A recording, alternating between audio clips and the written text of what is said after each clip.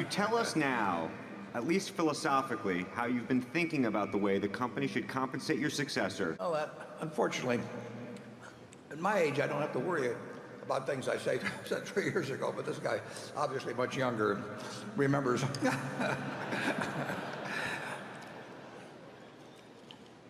I'm not, well, I'll accept his word that I said that. There's a couple possibilities, actually. And I don't want to get into details on them, but you may have, and I actually would hope that we would have somebody, that's already very rich, which they should be, been working a long time and have got that kind of ability, that's very rich and really is not motivated by whether they have 10 times as much money as they and the families can need or 100 times as much. And they might even wish to perhaps set an example by engaging for something far lower than actually what you could say their true market value is.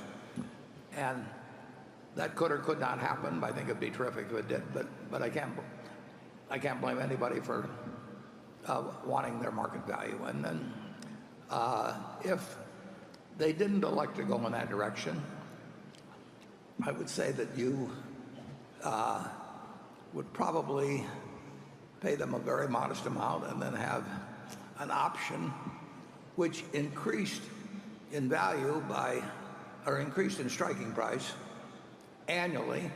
Nobody does this hardly. The Graham Holdings has done it. The Washington Post Company did a little bit, but would increase because, assuming that there were substantial retained earnings every year, because why should somebody retain a bunch of earnings and then claim they'd actually improve the value simply because they withheld the money from shareholders? So very easy to design that, and in private companies, people do design it that way. They just don't want to do it in public companies because they get more money the other way. But they might have a very substantial one that could be exercised, but where the shares had to be held for a couple of years after retirement, so that they really got the result over time that the majority of the stockholders would be able to get and not be able to pick their spots as to when they exercised and sold a lot of stock. It's not hard to design, and it really depends who you're dealing with in terms of actually how much they care about money and having money beyond what they can possibly use. And most people do have an interest in that, and I don't blame them. But I don't know, what do you think, Charlie? Well, one thing I think is that I've avoided all my life compensation consultants. To me, it's sort of, I hardly can find the words to express my contempt. I will say this, if the board hires a compensation consultant after I go, I will come back. Mad. So I think there's a lot of mumbo jumbo in this field, and I don't see it going away. Oh, it isn't going to go away. Yeah. No, it's going to get worse. I mean, if you look at, the way compensation gets handled, everybody looks at everybody else's proxy statement and says we can't possibly hire a guy that isn't been.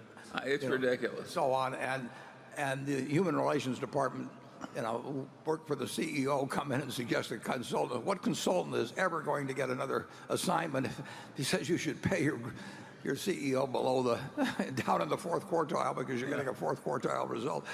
I mean, it just, it isn't that the people are evil or anything. It's just the nature of the situation. It produces a result that is not consistent with how representatives of the owners should behave. It's even worse than that. Capitalism is the golden goose that we all live on, and if people generally get so they have contempt for it because they don't like the pay arrangements and the system, your capitalism may not last as well, and that's like killing the golden goose. So I think the existing system has a lot wrong with it. I think there is something coming in pretty soon. I may be wrong about this, where companies are going to have to put in their proxy statement the CEO's pay to the average pay or something like that. That isn't going to change anything. I mean, It won't change a it thing. won't change a thing, and it'll cost us. By the way, it won't get any headlines either.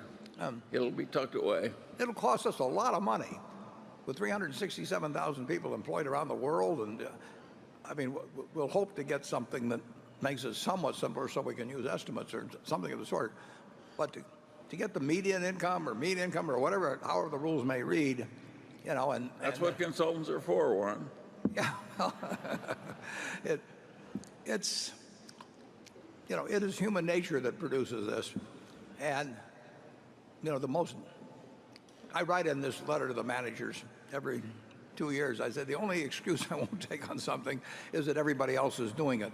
But of course, everybody else is doing it is exactly the rationale for why people did not want to count the cost of stock options as a cost. I mean, it was ridiculous. All these CEOs went to Washington. They got the Senate, I think, to vote 88-9 to say the stock options aren't a cost. And then a few years later, that it became so obvious that they finally put it in, so it was a cost. It reminded me of Galileo or something. I mean, all these guys. Worse. It was way worse. The Pope behaved better to Galileo than he was. Anyway,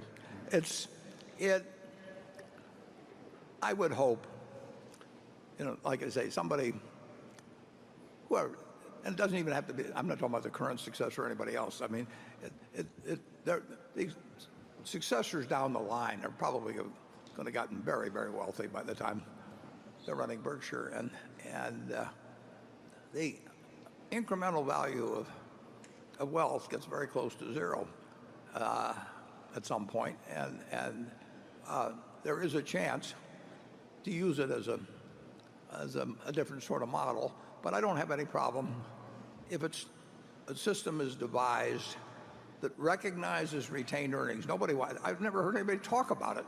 At the 20 boards I've been on, or if you and I were partners in a business, and we kept retaining earnings in the business, and I kept having the value to buy a portion of you out at a constant price, you'd say this is idiocy. But of course, that's the way all the option systems are designed, and it's better to be for the CEO and for the consultants, and of course, usually if there's some correlation between what CEOs are paid and what boards are paid. If CEOs were getting paid at the rate that they got paid 50 years ago, adapted to present dollars, director pay would be lower. So it's got all these built-in things that, to some extent, sort of kindle the. No Berkshire director is in it for the money. Well, they are. They own a lot of stock. And they bought it in the market, just like this. Yeah. No, shareholder did. It's a very old-fashioned system. I looked at one company the other day, and 7 of the directors had never bought a share of stock with their own money. Now they've been given stock, but not one of the. I mean, I didn't say not one. 7 of the directors had never actually bought a share of stock, and there they are, making decisions on who should be CEO and how they should be paid and all that sort of thing. But they've never felt like shelling out a dollar themselves. Now they've been given a lot of stock. It's, we're dealing with human nature here, folks, and that what you want is to have a system that works well in spite of how human nature is going to drive it. And we've done awfully well in this country in that respect. I mean, American businesses overall has done very, very well for the Americans generally. But not every aspect of it is exactly what you want to teach your kids.